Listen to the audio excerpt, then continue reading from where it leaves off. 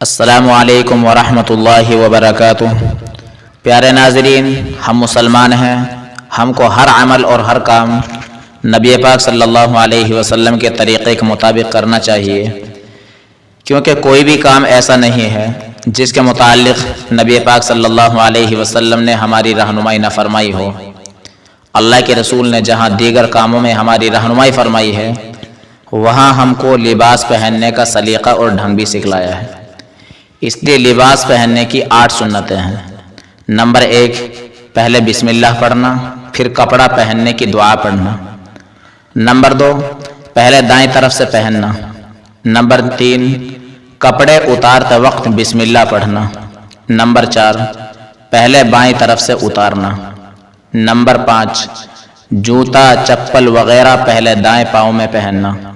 Number 6، اتارتے وقت پہلے بائیں پاؤں سے اتارنا۔ نمبر 7، کپڑے بیٹھ کر پہننا، اس لیے کہ اس میں پردہ زیادہ ہے۔